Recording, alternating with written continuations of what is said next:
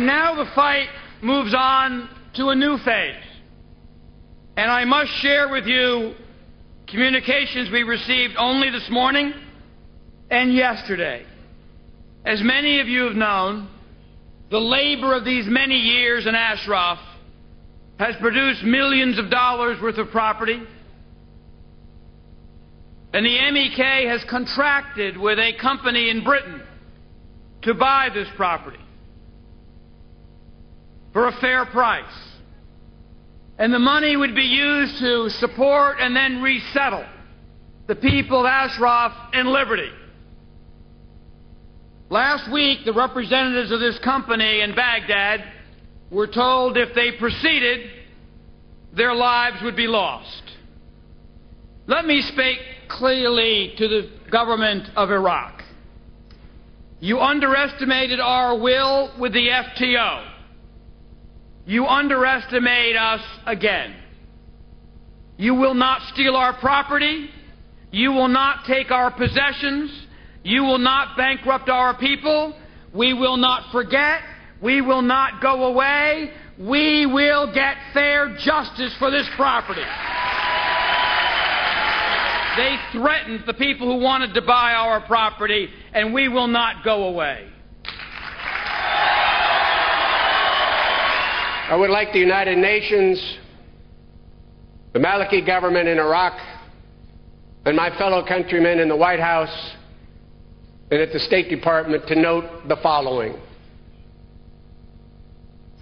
The United States of America several years ago recognized the residents of Ashraf, once they turned over the means to defend themselves, as protected persons under the Fourth Geneva Convention. The United Nations definition of refugees is consistent with the plight and the status of the residents of Iran and the residents of liberty and the residents of Ashraf.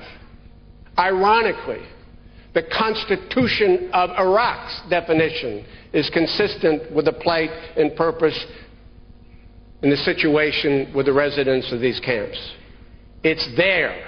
It's time for them to act. And I say to Ambassador Kobler, who've many conversations with many of us, you told me on several occasions, Mr. Ambassador, that the biggest obstacle to you doing your work, to fulfilling the commitment you made to the residents and your mission as a representative of the United Nations, the largest, most single important obstacle was the delisting of the MEK. Ambassador Kobler, they've been delisted. It's time for you to do your job. Help them sell their property, designate the camp as a refugee camp. This is not a time for flexibility, Mr. President. It is not a time of flexibility. Over the past couple of years, you said publicly, Mubarak must go. You said Gaddafi must go. You said Assad must go. I'm waiting, Mr. President, for you to say Ahmadinejad and the mullahs must go.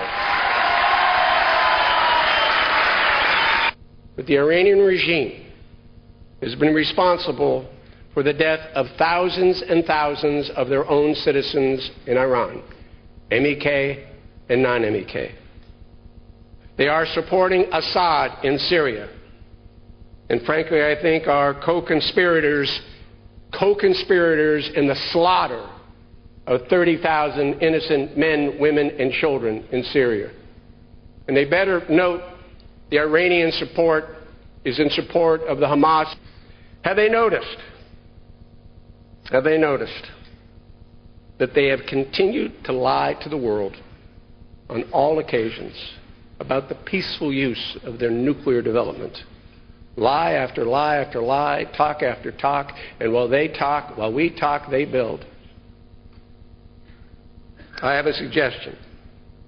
Iran, not the people, but the regime, should be listed as a terrorist organization.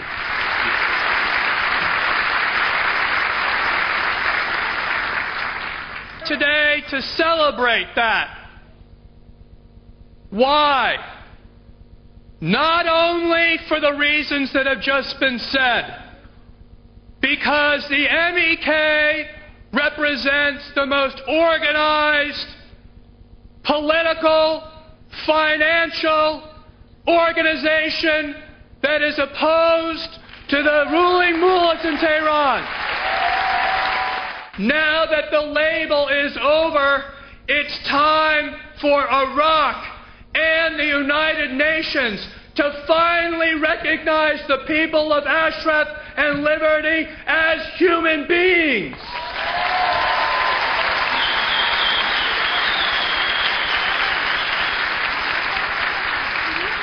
And I want to join my colleagues in pleading with the Secretary General of the United States to remove Martin Kobler as the ambassador in charge of Liberty and Ashraf.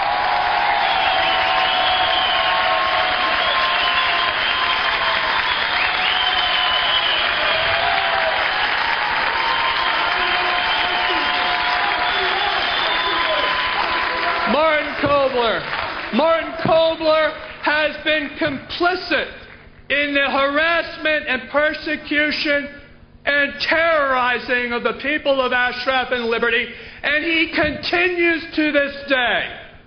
In fact, just yesterday, there were over 30 communications between Martin Kobler and the person trying to resolve the settlement of the personal property of the people of Ashraf.